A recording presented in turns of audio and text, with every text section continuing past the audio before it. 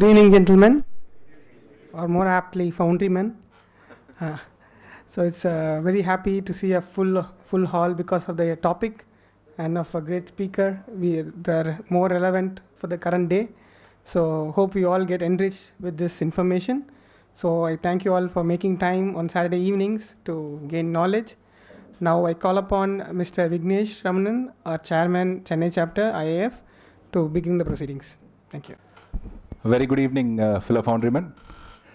It gives me immense pleasure in interacting with you all for this seminar which we are having today at the IAF Chennai chapter office. We are indeed very happy that it's a very packed hall, and this shows your commitment and the thirst for knowledge to learn about the latest in tech that is going to be the order of the day, CBAM and the carbon credits and compliances regarding the green. So, we would like to thank all the members who have joined us here, and also the speakers who are here. And with that, I would like to invite on stage Mr. Siddharth Anbuselvan, the Honorary Treasurer of IF Chennai chapter, to introduce our speaker for the day to the gathering. Vignesh, a few words about our speaker for the evening. Harsh Choudhry is a co-founder and CEO of Sentra.World. He is an industrial decarbonization expert with 17 plus years of experience in greenhouse gas accounting, low carbon growth strategy, climate policy, industrial energy efficiency, and carbon credits across 30 plus countries. Before Sentra.World, he was the junior partner at McKinsey and Company in Singapore. So very knowledgeable person in the current field. So let's hear it from the expert himself. Everybody, thank you for making time on a Saturday evening to come and hear about the topic. I'm obviously very passionate about this, and I'm very happy to see the same passion reflected in you. A special thank you to the IIF Chennai chapter.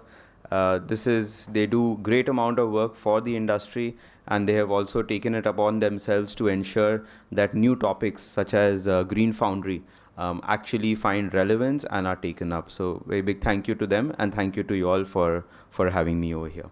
I'm joined also by a couple of my colleagues at the back. They will also mingle with you in a short while. There is Sudhanshu, there's Ashok, and there's Ayushi. They're all part of my team. So here, what we would like to do is, these are faces in case you want to see them around. So let's talk about a few topics, right? So I think today what we'll do is we will. I have a presentation, but again I want to make this very interactive. So ask as many questions as you want, right? No question is very basic. No question is too difficult, right? So ask. If I'm able to answer all the questions, I'll give myself a pat on my back. Otherwise, I'll come back tomorrow with the answers. Okay? So first, let's start with why should foundries actually think about decarbonization? Now, we all know that climate is changing. There is a large amount of rainfall happening, temperature patterns are shifting, natural calamities, all of that. And there is a number. Many of us are engineers in this room, right? So we all like numbers. So if the temperature of the world increases by 1.5 degrees over the pre-industrialization area, there are serious consequences to that. Flash floods, there can be climatic effects and many other things, right? And for this, to prevent this, we need to reduce our overall greenhouse gas emissions by about 50%, 50, and that is not in 100 years, that is not in 50 years, in the next 10 to 20 years. Otherwise, we'll all face catastrophic effects. If I think about the steel metals industry, and the foundry industry is part of that, it forms about 12 to 15% of India's overall greenhouse gas emissions. This number at a global level is about 8 to 10. So definitely for India, the entire metals industry is very critical, and it forms about 15% of India's greenhouse gas emissions. We all hear about electric vehicles and things like that. Passenger cars form about, something in the range of 6 to 8%, right? So this is double of that, right? Now, but if you think about the CO2 intensity of our steel manufacturing, of our aluminum manufacturing, it's actually much higher than the global average. It's about 30-40% higher. So there's definitely an opportunity for us in India to be seen as and to grow in the space of decarbonization. The Indian metals industry, I was in a World Steel Association meeting a couple of weeks back in Europe, and they had a very interesting slide which said that the Indian metals industry is probably the most well-regarded and industry because of all the transparency, because of all the good work that they're doing. So we already have the trust. Now I think together we need to ensure that we are doing well on decarbonization as well, so that we can be ahead of many other countries on this topic. To do a little bit of a deep dive into foundries, how many of you all have heard of scope 1, 2, 3? Show of hands. Has anybody heard of scope 1, scope 2, scope 3? I see a few hands over here. Okay, so I'll explain what that means also. So overall greenhouse gas emissions, they are carbon dioxide, methane, nitrous oxide, 3-4 other gases, right? Now all these emissions are divided into 3 scopes. You can call them 3 groups. Scope is the right word. So scope 1 is all the emissions which are happening on site. If you're burning any fuel, or if your raw materials are releasing any emissions on site, that's scope 1. For scope 2, this is all the energy that you're purchasing from outside. It may be electricity, it may be steam, which you're purchasing on your site, but the emissions are happening somewhere else, but they're still allocated to you. So those are scope 2 emissions. And scope 3 are the emissions which happen in your supply chain. So imagine all the raw materials that you're buying. You're buying, let's say, round bars, or you're buying some sort of billets, or you might be buying some lubricant. You're consuming them, but the production of that is happening somewhere else with your supplier. But those emissions are also allocated to you. So those are your scope 3 emissions. It also includes transportation and many other things. Now, we've been working with a few foundry companies, and we started to look at a few patterns and understand which of these scopes is most important for us as a foundry. Typically, scope 1 forms only about 5% of your total greenhouse gas emissions. Okay, scope 2 forms approximately 25% of your emissions. Majority of your emissions, 70% of your emissions, are actually sitting in scope 3, which is related to all the material that you're purchasing, all the raw material that you're purchasing. So unfortunately, this is not a topic where you can just fix your own house and say, yes, I have decarbonized. You will have to work across the value chain. You will have to ensure that your suppliers are also following the same trends. Yeah? But how do we make that happen, and what is really happening around the world on this topic? So, manufacturers and foundries in particular are facing 4 pressures around the whole topic of decarbonization. The first one is around customer requirements. Now, whether your customers are in automotive or engineering or any sorts of manufacturing, most of them, especially the ones who have a foreign footprint, are coming back to you and saying that we need to have products with a lower product carbon footprint, right? And there's a very, very important words, product carbon footprint, because then they're no longer talking about overall, as a company, what are your emissions and what is your CSR. They're not concerned about any of that. They're saying that you're selling me a product, please tell me what the CO2 emissions of this product are, and please tell me that it is actually very low. That is what they want to know. And now it's not just one entity here and one customer here are asking for it.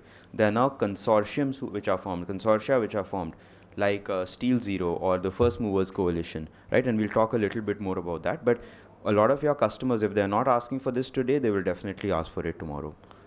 The second one, if I'm just going to the left, it's around CBAM. CBAM stands for Carbon Border Adjustment Mechanism. We will talk about that in detail today, but this is a European regulation. It's a milestone regulation, first of a kind, right? Which ensures, and this is not, right now it's in EU, but now they're extending it to UK, and many other countries are coming up with their own regulations. The third one is domestic regulations. Many of you may have heard of the PAT scheme that is being evolved into something called the CCTS, which is the Carbon Credit Trading Scheme. This is being launched by the Ministry of Power under the Bureau of Energy Efficiency. They are the ones who are officiating it. So India is going to come up with its own system for the tracking of carbon emissions, for the trading of carbon credits, and many other things. This is, I think the first versions of that are going to be released by later this year. So we need to make sure that we are fully prepared for this. And finally, there's capital markets. I mean, we are all aiming for foreign investment to come in. We are all aiming, all of us want to grow.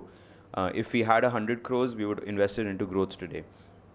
But a lot of the investments which are coming in, they're actually looking for transparency in ESG performance, in sustainability, in decarbonization. Everybody is looking for this. I was talking to a construction company, part of a larger company, and they essentially said that for a lot of the projects that we are doing, infrastructure projects, we are actually getting public sector funding, and public sector funding demands that I start using green steel, that I start using green cement. Similarly, in automotive, if I look at that, a lot of companies like, for example, Volvo, who we work with, they are extremely now adamant. They are getting on with their suppliers saying every year 7% year on year you need to reduce your CO2 emissions. So a lot of actions are happening all around, and you might be already seeing some of this come up. Typically this comes up first to the sales and marketing teams because they are facing the customers, but I'm sure it comes down to the other parts of the organization as well. To do a quick deep dive into, and sorry for the small text, but I will just draw your attention to the bottom. You see the name, the logos over here: Volvo, SKF, Maersk, and many others. These are all companies which are part of a consortium called Steel Zero. Steel Zero is done in partnership with World Steel. Essentially what they've done is they formed I would say a group, which is essentially said that you can join Steel Zero if you commit that all the steel that you are purchasing by 2030 is going to be qualified as green steel. And all these companies are signing up. This is Volvo cars, but Volvo trucks may also sign up soon, and many other companies are coming on to this. So the whole point being that there are official structures which are coming in, official structures which will ensure that procurement is happening only of green products, right? So for you as Foundry men of leading Foundry entities, this becomes a very important topic because this is what your customers are actually asking for, right? Anything so far, if you have any questions so far on overall market, etc., please feel free to ask. Yeah. I will move on to the next topic, which is around what are the key CO2 emissions compliances. But just a question, sort of just to set that up a little bit, right? Now, we do a lot of work in helping companies reduce their CO2 emissions and report them out. And there are many questions that we get from our clients, right? They ask, I've heard so many methodologies are there. Which one do I actually use? They ask us that, hey, I keep hearing, there's data, there is AI, there is blockchain. How is all of that going to be used?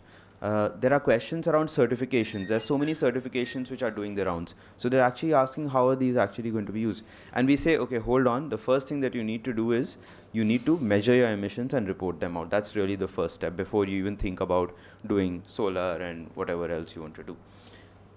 But the point comes that, okay, which methodology, which certification? So here is a quick view, right? And I'll walk you through some of this. Now, there are many standards to measure your CO2 emissions.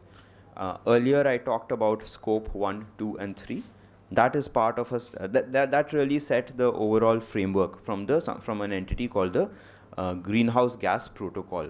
This is the most basic and the oldest of all systems, which talks about CO2 emissions and the calculation of it. Right? It takes a more holistic, slightly theoretical view on things, and there are many industry elements which get into dictating a certain methodology as well. For example, World Steel has a methodology, Responsible Steel has a methodology, GSCC, which is the Global Steel Climate Council, this is a US-led, Nucor-led methodology. That's there. On aluminum, there is the International Aluminum Institute, which has developed a methodology. So there are numerous methodologies out there. 80% of them are the same. There is a 20% difference because of various things, right? But these are ways to calculate your emissions along scope 1, 2, and 3. Once you've calculated your emissions, it's good. You have a view on where things are, but anybody who's external to you will say, okay, you've calculated on your own, but how do I know it is true? So you need to get a third-party certification for it. Now, you will be coming across two major types of certifications in India today. One is ISO, and many of you all would have done ISO 9000 series for quality, must have done 45,000 series for safety, and then there is the 14,000 series, which is for environment. Many of you may have obtained the ISO 14001 certification, which qualifies you for, or rather certifies you for your environmental management system. But then there are a few other certificates like ISO 14064. This is for a corporate carbon footprint.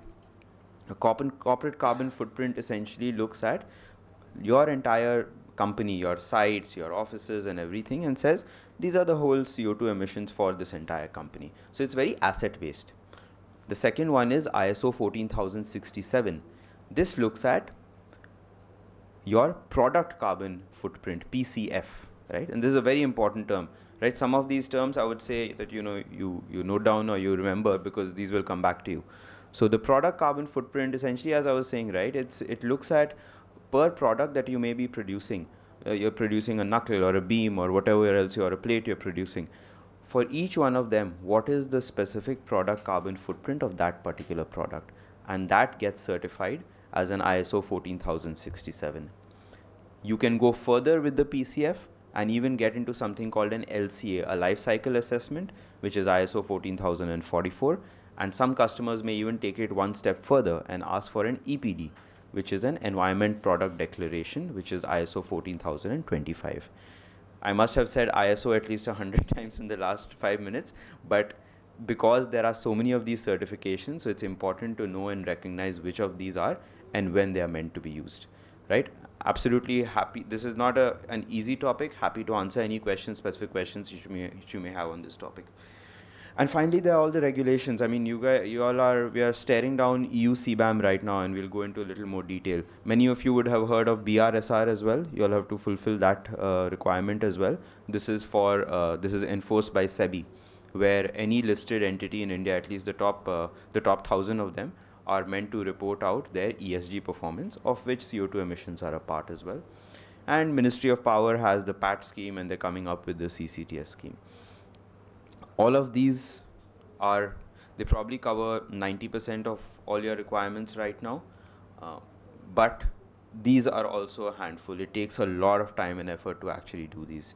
So we see a lot of companies actually struggling because there's just too much of this to do, and many of these get very complicated very quickly. Right? Let's talk a little bit about the core topic that you all came for, which is around CBAM. Now, CBAM stands for Carbon Border Adjustment Mechanism, right? CBAM. Now, a little bit of overview and context. So, number one is that this is part of, I'll just go through these, right? So, this is part of something called Fit for 55. Fit for 55 is a fairly well-developed EU program where they said that by the year 2030, I want to reduce my emissions by 55% over what it was in 1990. So 55, Fit for 55. And they launched many initiatives, right? On the right-hand side, you see these hexagons. These are all the initiatives that they launched. And somewhere over here, you can probably spot CBAM. On the top right corner, you can see Carbon Border Adjustment Mechanism. So this is part of a much larger plan for improving and reducing the greenhouse gas emissions. A quick look at timeline. So CBAM was launched in October 2023, right? Last year in October. There was news about it for the last 2 years. Many of us who are in this space have been closely tracking it, but it became official in October 2023. And there are 2 phases which are defined. Phase number 1 is the transition period, which runs from October 2023 to December 2025, right? 2 years and 1 quarter is the transition phase.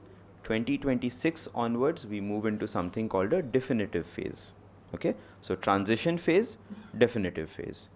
Transition phase, the objective of the transition phase was to give people time, a little over 2 years, to get used to the whole system, where they start reporting, where they start calculating, where they start thinking about how they can actually reduce their emissions. 2026 onwards is when it gets very, very serious, because there is money involved over here. Carbon taxes become applicable 2026 onwards, right? So from now, reporting is mandatory, reporting is compulsory. There may be some penalties July onwards if you don't do your CBAM reporting, and 2026 onwards, there will be taxes. And taxes are also, the way that they are doing these taxes is that, let's say that, and this operates on a per CN code. So what they do is they will define for you first that the allowance, the free allowance for this particular CN code is X. If your emissions are a little over that, you need to pay tax on that additional amount. and that allowance they are going to reduce and make it 0 by 2034. Right? So this is a very important point, that right now when they start off with 2026, they're going to give you a free allowance that you can emit a certain amount, but between 2026 and 2034, in 8 years, that free allowance is going to come down to 0, which essentially means every gram of CO2 which is there because of your product will be taxed, right?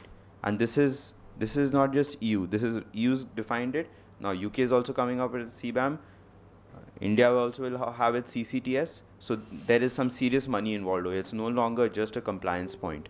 It is something which has serious implications on your financials, on your marketing and sales, right? A couple of weeks ago, I was in a session and somebody made a very important point. They said that manufacturers must get used to the idea that their emissions data will become public, and buyers or purchasers of any sort of metal products should be comfortable with now paying higher for their raw materials that they are purchasing. So in the CBAM world, your data will be shared. You will have to pay a larger sum for high CO2 emissions products, right? Those are the realities that we're being faced with right now. The way CBAM works is that, it starts off on the bottom left corner, the operator of installations, right? You are, as a manufacturer, you are an operator of installation. You will be calculating some data, and I'll just go through what data is needed. You will be calculating your CO2 emissions. You will be sending that to your customer in the EU, who is the importer, or they're called the reporting declarants, right? So as a reporting declarant, I will be gathering the information from multiple operators of installations who are all my suppliers from outside EU. I will be gathering all of this information. I'll be creating a report out of it, and I will be uploading this to the EU transition registry, right? This is an online portal where they go in and they enter all the data about what for each of the products that they have imported, who have they imported it from, what was the CO2 emissions, what limits did it cross or not, and all of that. So it goes into an online portal. Now there are 3 other entities in EU which go in and they review this. There's the customs authority, because they go in and check, hey, I'm comparing all the import data and comparing this, is it matching or not?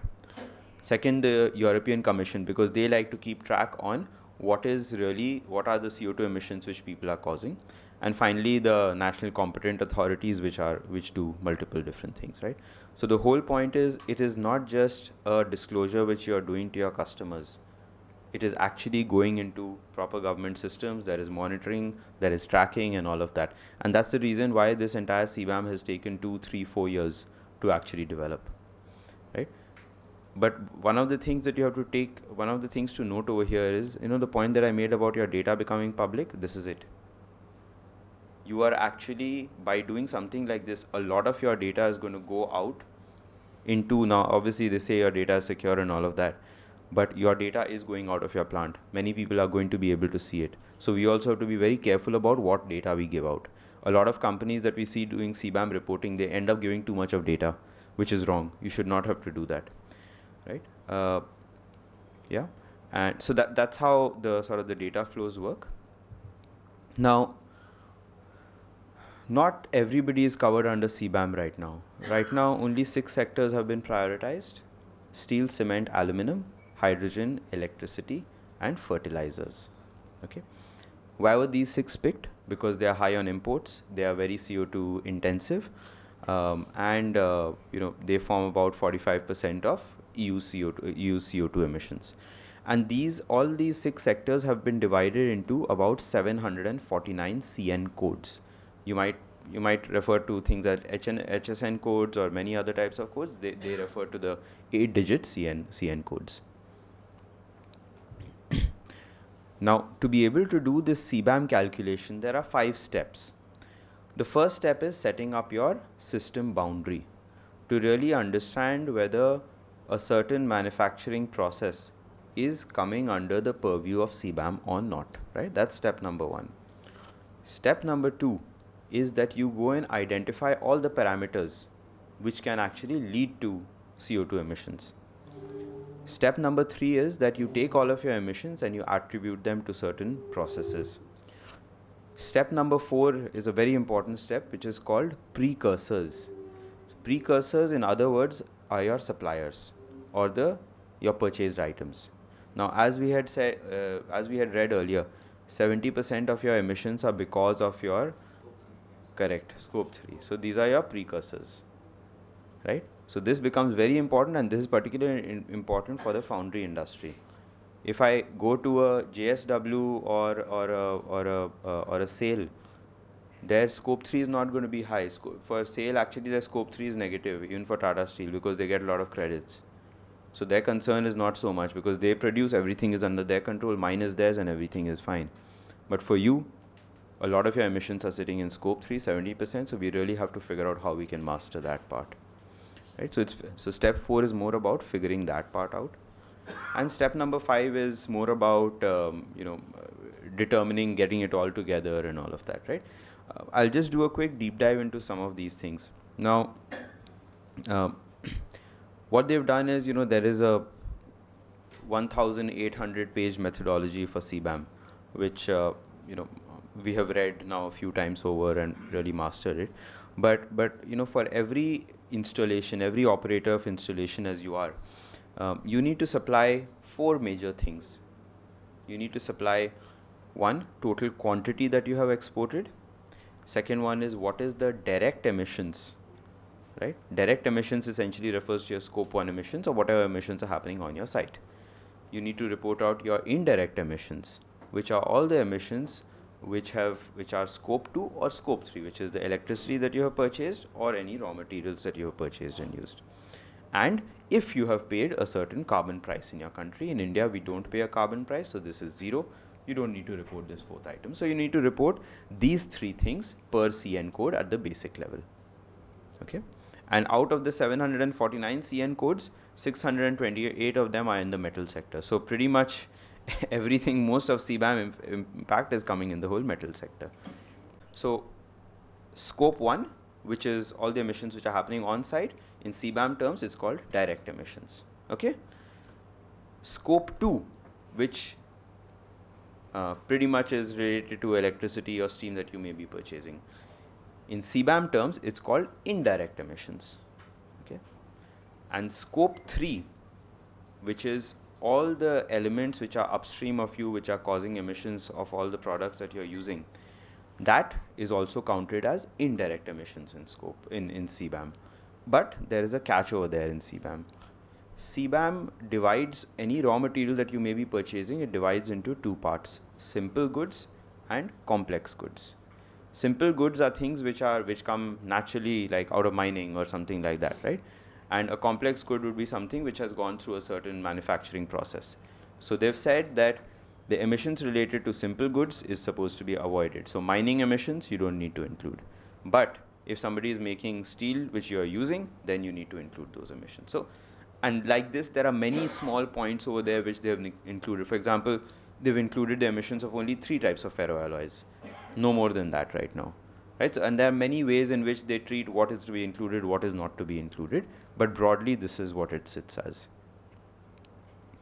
Now, little more around the methodology, right? Now, there are 2 ways. A lot of people ask us, so how do you actually measure CO2 emissions? Do you install something on top of the stack to be able to measure or something, right? And there are 2 ways of doing something like this. There's the calculation based methodology, which is you take whatever materials that you may be consuming, you look at the emission factors and you do that. And the second one is measurement, where you install a device on top of the stack. For all practical purposes, for greenhouse gas emissions reporting, we always use calculation based methodology. That is what we need to use. There is one which is a standard method, which is just looking at determine the total amount of fuels and input materials that you have. You have a certain emissions factor, and then you multiply the 2 and you get an answer. There is a second option which is called the mass balance approach. All of you, I'm sure, are familiar with the concept of mass balance. Similarly, there is a concept of carbon balance, right? It's all the same, right? What goes in must come out one way or the other. Very simple.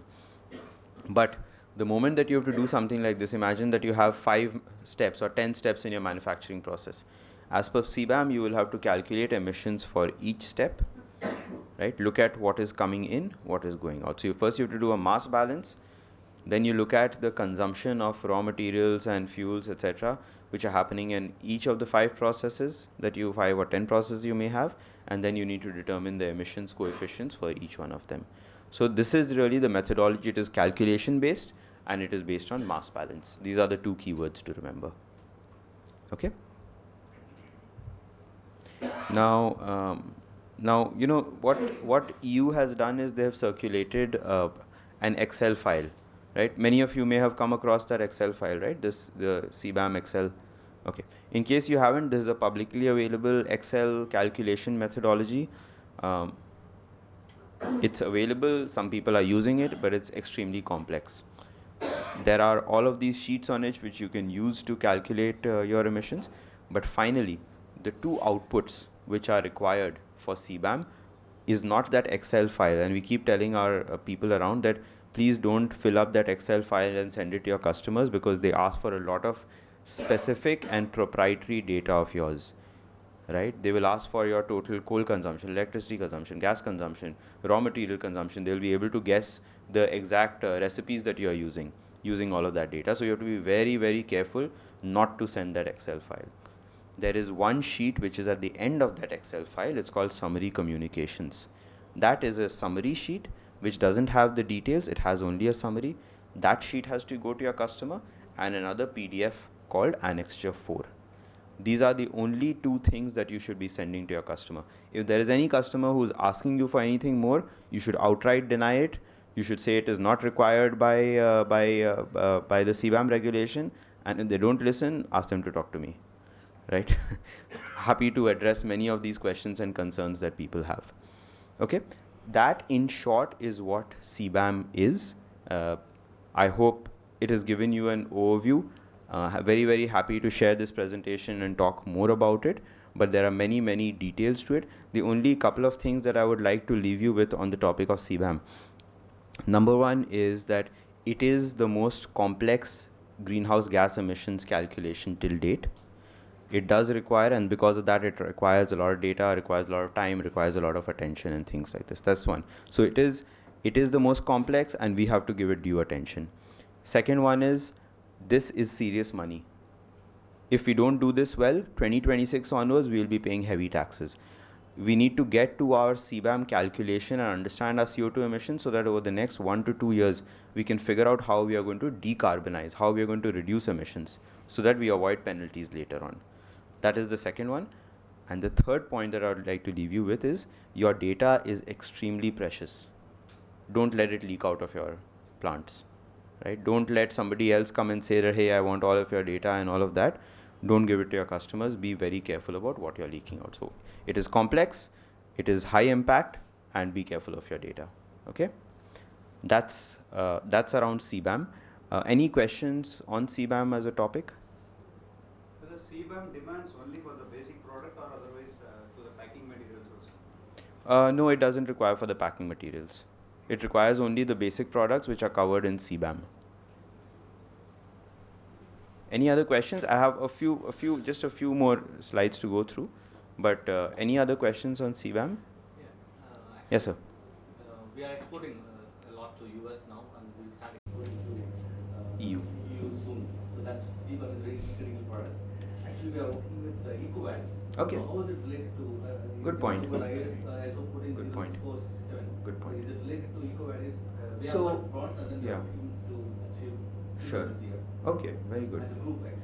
Very good. So no, so EcoVadis it's a standard. Like EcoVadis, there is CDP, which is the climate project, carbon project disclosures. There is Sustainalytics. There is Dow Jones Sustainability Index. So there are many standards for ESG overall. EcoVadis is one of them, but it does not align with CBAM. Even if you're doing EcoVadis, you will have to do CBAM as well. But some information, like in EcoVadis, you would already be capturing some data around your fuel consumption, raw materials. A lot of that data can be used to make your CBAM calculation.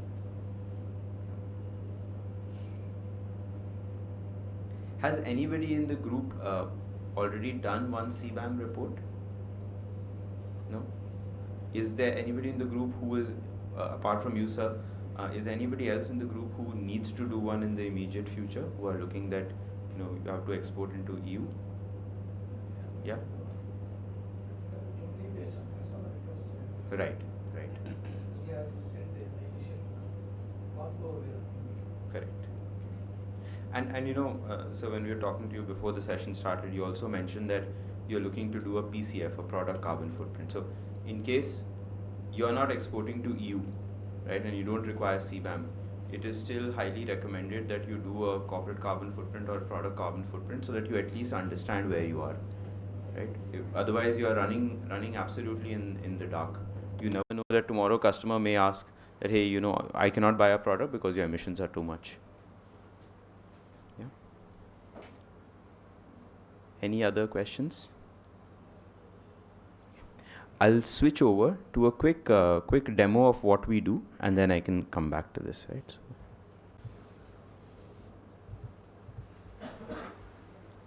But actually, before that, what I'll do is I just want to spend a couple of minutes just introducing what we do. So I represent a company called Sentra.World. Now we are in the business of ESG. We are in the business of decarbonization. We work as a software platform. We use elements of AI, blockchain, many other new technologies to ensure that we help our companies, our clients, on the whole topic of ESG and decarbonization. We work only in industrial manufacturing. Within that, the metals value chain is of focus to us, right? We help companies measure their CO2 emissions, their ESG performance, do reporting, helping them develop strategies and helping them reduce these and manage these emissions. And we are about a 35-member team. We are located mostly in Bangalore, but we have clients in India, Middle East, Europe, also growing in the US right now. In terms of our products, it's a software product. You see an image right in the middle, but our main product is Sentra Calculus, where you can log in once we give you the login details. There's a specific module for the metal sector where you can go in and first identify or create a digital twin out of your entire plant. We can then help you calculate your CCF, your corporate carbon footprint, your product carbon footprint, do life cycle assessment, do your environmental product declarations, and we use different elements of AI, blockchain, etc. to be able to do that. And you can track your ESG performance there as well, so that you have to do any reporting, all of that comes over there. It connects with your own data systems, whether it is simple data systems like Excel or more complex data systems like SAP, all of that gets connected. It's not only important to know what your emissions are, but you need to get it certified. Now, we are a data platform. We cannot certify you because it's a conflict of interest. Similarly, let's say Bureau Veritas, they cannot do your calculations and certify you because it's a conflict of interest. So what we've done is we've broken that problem. We have done partnerships with companies like DNV, Bureau Veritas, Intertech, TUVSU, TUVNOD, DQS, all of them, right? So whatever we calculate, they log into the platform and they certify, okay, this company has done ABC, here is an ISO 14064 certificate. Similarly, we do all the reportings required for CBAM, for BRSR in India, many other reporting standards. So that's Sentra Certify. Then there is Sentra Network. This is of particular interest to the foundry industry where their scope 3 emissions are very large. This I will explain a little bit through the work that we are doing with Volvo. So here what we've done is that a lot of Volvo customers, Volvo said that, I need to reduce my CO2 emissions, but most of my emissions, about 95% of my emissions are sitting in my scope 3 with my suppliers. But forget about influencing them. Right now, I don't even know how much of emissions they have. And they started doing some Excel calculations and all for it. And then they brought us over. We developed a technology platform for them, which is now being distributed around to the suppliers step by step. Basically, it's a simple form which goes to the suppliers. They fill in the data. We've said that only 20 data points will be needed to calculate the emissions. This comes back to Volvo. Volvo can then, and all the raw data doesn't come to Volvo, only the finished data, so that we are not disclosing any of that. So the finished data comes to Volvo. They can view and understand for each of their suppliers what their emissions are. They can set net zero targets for them. They can communicate with them and say which year have they done well, which month are they not doing well, and all of that. And there is a rating system and many other things over there. So it's a way in which you can manage your scope 3 emissions. Sentra network on running on blockchain is called Sentra Trace. We will discuss that on another day, very detailed topic. And then there are other services around on the right hand side where we can help you develop your net zero roadmap, your net zero planning, techno-commercial analysis. Should you invest in solar? Should you invest in upgrading your motors? Should you be looking at waste heat recovery boilers? What is the impact of biofuels for you? So we help you do all of that. And a few other use cases around carbon credits and things like that. We are only about 2 years old as a company, though I've been doing this for close to 2 decades. But in this company, about 2 years since we set it up, we've had the good fortune, I would say, of serving some of the major companies in the metal sector, starting with companies like SAIL, Jindal. We're working with Emirates Steel in the Middle East, with the Kalyani Group over here with Sarloha, and soon getting into Bharat Forge. Many steel manufacturers, a few players who are in the like Shivalik Engineering, and you see other manufacturers of automotive, of engineering, and things like Volvo, Kirloskar, etc. This is a snapshot. We have some more, but the whole point was that we are very, very focused on the metals industry. That is our primary area of focus. We understand the whole foundry industry quite well, I would say. Right? And now, as a last step, what I will do is I will just show you a very quick demo of our platform and how this works. So, okay. So the first step really is that you as a company would get access to this platform. Is it legible? Should I just make it a little bigger? Is this okay? Yeah. So you remember I was saying that there are a lot of methodologies out there, right? There is Greenhouse Gas Protocol, World Steel, CBAM, ISO, and we see so many companies struggling with this. And today I have to calculate it based on this, tomorrow that, and every day, I'll have 2 people just running around with calculators doing all of this. So we said, let's simplify that process. So we said, okay, why don't we set up a tool where you can just switch the button and say, okay, today I want this, tomorrow I want this, because majority of the data is the same. So by this platform, you can decide one day you want to show this, one day you want to show that. That's also okay. So I'm just going to select CBAM over here, right, for example. And then what you do is, let's say that you have 4 or 5 sites which are with you. There's just some names we've given, but you can add as many number of sites as you want. And for each site, you will go and select. As I said, we focus on the metals industry, right from mining to end use. So you can come in and select whichever manufacturing processes you may have. For example, you may have an induction furnace, right? So I'm going to turn this on. You may have some sort of a mill, and then you may have certain forging or foundry processes, right? So you can come in and select whatever is relevant to you. In case something over here you have a process which is missing, very easy for us to add it out. But the whole idea is that we want to understand in a very simple way what your manufacturing process, so that we can create a digital twin out of it, right? Now, typically we sit with you, look at your process flow diagram, and that's how we develop this with you. Once we are done with this, we then get into mapping your drivers. If you remember scope 1, 2, 3, we will go through each of them to just identify for each manufacturing plant and process. We'll identify, for example, what are the fuels which you may be using, right? We will get into looking at what is the raw material that you have, right? Perhaps you're consuming some billets or some slabs, or if you're further upstream, some ferroalloys. So for each one of them, for each scope 1, scope 2, scope 3, there are very clear signs on how we capture this data, and the first step is that we help you identify. One very important point is, in CBAM, there are these things called default values.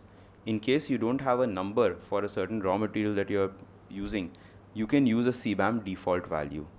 But those default values are a very tricky thing, because the values assumed there are very high. So if you use those default values, your emissions number is going to be very high. How do how do you save yourself from this? Either you tell your supplier to give you the number, their real number, or what you can do is, if you have any lab testing which is going on any of the raw material coming in, you can use the carbon content and the NCV values from that lab test to actually get you to a better answer on your emissions. So through this platform, we have the ability to ingest for any products, whether you want to take the default emission factor or the carbon content or the NCV. Right? So you can decide all of this. Then what we do is we start importing your data. Now, by doing this, I have completely understood what is your manufacturing processes, what fuels, what raw materials you may be using. After that, the idea is that I start getting your data. I need your production data. I need your activity data, which is consumption of fuel, raw materials, and all of that.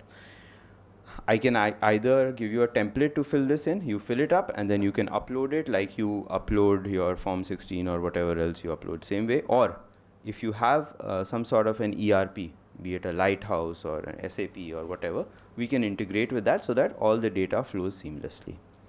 Once the data comes in, our assumption is that there are issues with the data, right? And there are always issues with the data. So what we then do is we run some validations on it, right? So for example, one of the validations we run is an AI-based validation. If you are putting your electricity consumption over there, we also allow you to paste your electricity bill as an image. Then our AI module will check what is the total number of kilowatt hours which is mentioned in the electricity bill, what is the number you have entered. Similar to that, we've also set up sector-specific ranges. For a certain, let's say, casting process, we know that order of magnitude for the energy consumption in this process is so much. If the number that we have got from you is exceeding that, it will show up a flag and will say that, boss, there's something wrong over here, please go and check it out. Right? So there are some checks that we do over there. Once all of that is done, we can also help you sort of set up your net zero targets. We'll help you define your targets. We will help you, the software also can start suggesting projects to you, which projects are recommended for a company like you. And then finally, after doing all of this, it will do all the calculations and it will start reporting out the numbers. This is just for a dummy company called Steelco, right? So it tells you that, this is your main dashboard, which is telling you across for environment, it is telling you what your total emissions are, what your intensity is, how does it divide into scope 1, 2, 3, benchmarks. Obviously, when we do this for a foundry industry, all the benchmarks will be from foundry industry. And also any other metrics that you may want to track, like energy, air emissions, water, waste, and all of that. You can even go deeper into this by looking at the corporate carbon footprint, the product carbon footprint. On the corporate carbon footprint, you can look at month on month, what are the emissions changing, scope 1, scope 2, scope 3 as a total amount or as an intensity amount. You can even, if you want to investigate further, say I want to understand what's happening in my scope 3. So I go deep dive and I say, okay, my biggest emissions is purchase goods and services. Within that, the biggest is because of pellets. Then there's burnt dolomite, silico-manganese, ferrosilicon, and like that. So you can do a lot of very detailed analysis at the tip of your fingers. And if you have multiple sites, you can see who's contributing to how much. Similarly, if you look at product carbon emissions, you can understand if you're producing all these different products, how much are they contributing, and what is the source of their contribution. So you get a very good view on your total emissions, which product is causing how much. CBAM is a kind of a product carbon footprint, so I'll just deep dive into that. The way that we do CBAM is, CBAM also requires some amount of one-time data, like what's the name of your company, what's the address, what's the lat long. So we collect all of that through the platform and many inputs through the platform. You've already provided us with your data around raw material, fuel, etc. So we've already done the calculation at the back. Right? So now we have your one-time data, we have your calculations, you select the period that you want to do the CBAM reporting for, and then what we do is we start giving you the answer. The platform automatically does your CBAM calculation. It comes back and it says, okay, for these CN codes, these are the emissions numbers, and the two reports and all the detailed calculations can be downloaded here. The two, as you remember, there are only two documents which you needed to send to your customers, summary communications and annexure 4, and nothing else. You would go, you would select summary communications, and the platform automatically creates the summary communication Excel, which you can directly save, download this file or save the file and send it to your customer. Similarly, you can download your annexure 4, and this will be specific to each one of you, because we have all the numbers. The software writes out these documents for you. It's ready for you to use, right? So this is the annexure 4 report which gets created, right, which has many details, some text, some calculated values, right? So all of this similar to this. If you want to do the CBAM, you want to do the corporate carbon footprint, product carbon footprint, all of these can actually be done. We cater to all these standards, whether it is GRI reporting for sustainability, various ISO certifications of corporate carbon footprint, product carbon footprint, LCA, EPD. If you want to do CBAM, you want to do BRSR, all of that is available at the click of a button. That's how you do it, right? So our objective really when we were building this out was we wanted to be sector specific. We wanted to be a one-stop solution for everything related to all of your sustainability needs. And I think the third sentiment was that we have to do something to ease the entire decarbonization journey of the metals industry, and that's what we are out here to do. But yeah, that's what we wanted to talk to you about today. Thank you again for your patience.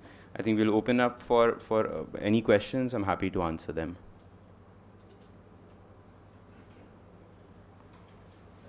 Yes, sir. Over a period, we are calculating the CBAM value. Yes. So 1 month I get high value and another month I get low value. So which is because what is happening in my raw material or why it's Yes. lower value. So can we compare? Yeah, absolutely. That's the whole point, that you have to get into. So for some companies we are doing month on month. For some companies actually we are doing heat level calculations. If you have like an EAF or an induction furnace, you're running heats, right? So each heat which you're running. So we actually calculate emissions at the heat level, so that every successive heat you can see in which heat you did well and which heat you did not do well. Monitoring in online system or it's offline system? So it's an online system. So it can be made real time. So it depends on, so some companies say that, okay, I will send the data to you and you do it, so you see the results the next day.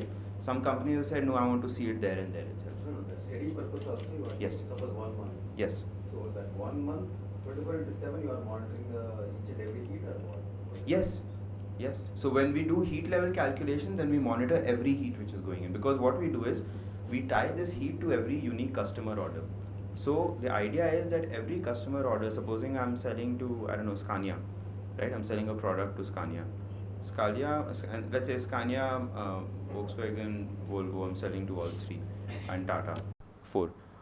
There are different products which are going to each one of them. There are different product mixes which are there, but each one of them can now get their unique CO2 footprint per customer order. Why is it that we want to do this? Because to those, if let's say Scania says that, hey, I've looked at this product batch, but your CO2 emissions are coming to be too high. It is, let's say, 10 kgs above or 10 tons above the limit that I have. We can then attach carbon credits to that unique customer order and still fulfill that requirement. So many interesting use cases which come out of this. You measured only carbon and carbon monoxide also? So typically carbon monoxide will come under the air emissions, but in GHG emissions it is particularly CO2, CH4, N2O, and then the perfluorocarbons and all of that. No food gases or The hydrofluoro, which comes out of the ACs and all, HFCs, SF6, all of those. But these are the 6 greenhouse gases which are counted.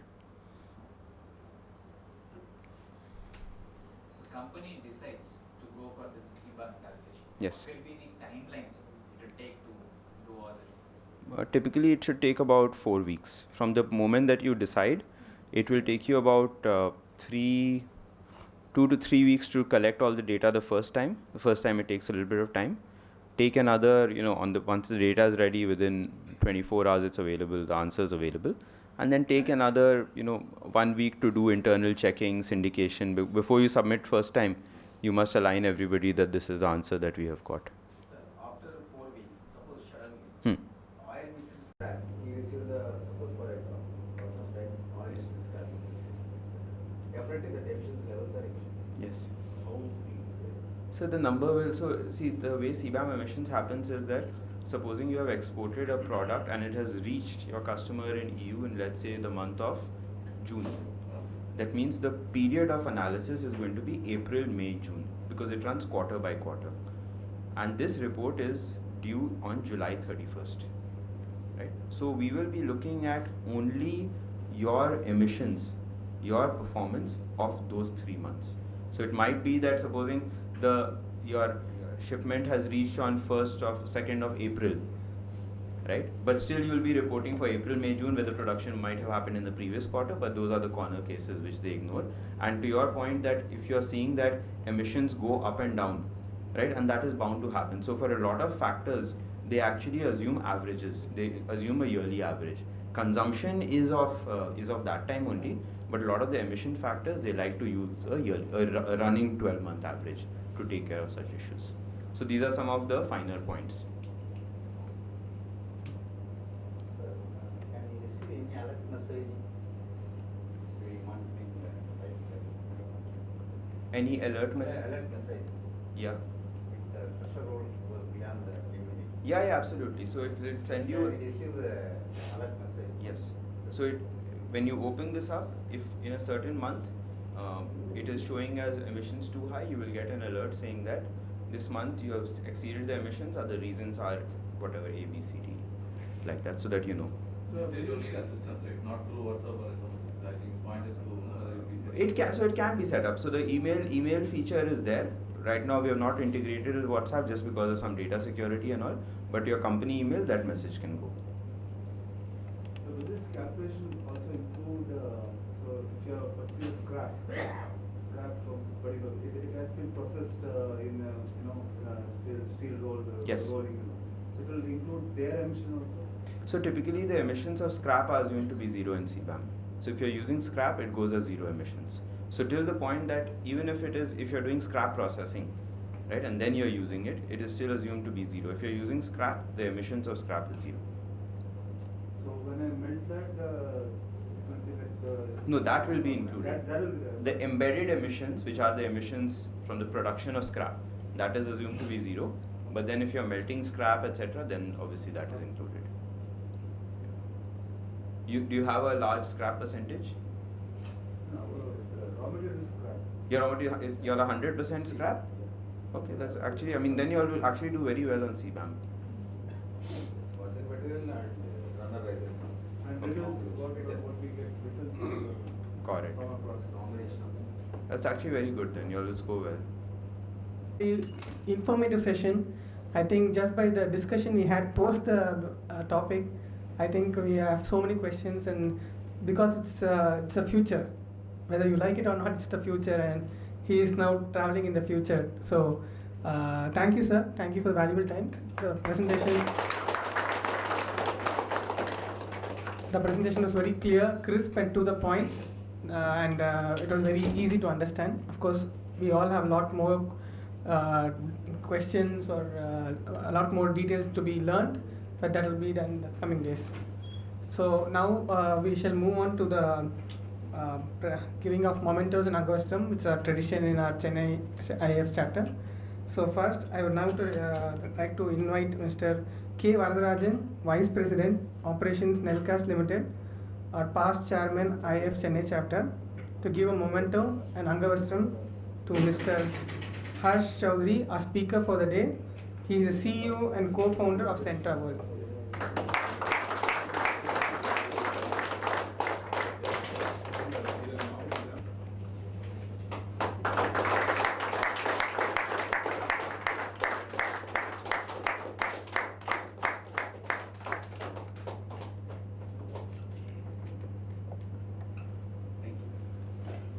Now I call upon his colleague Sudhanshu Thakur, Head of Sales India, Sentra.World, onto the stage, please.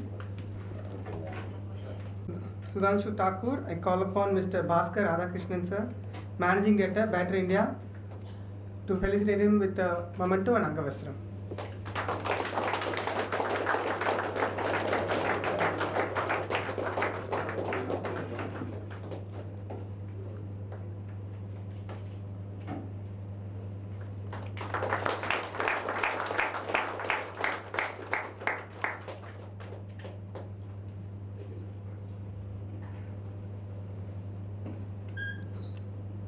Now I call upon Ms. Ayushi Johari, Product Marketing Manager, Sentra.World, onto the stage, please.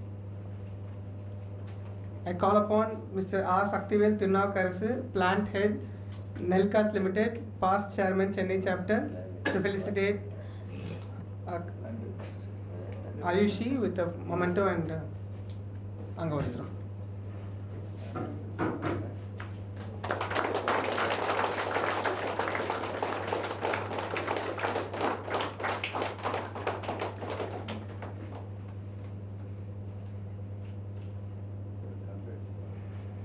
Every time. Now I request everyone to wait a little bit outside so that we can all enjoy a networking session and post dinner after this speech. Okay, thank you.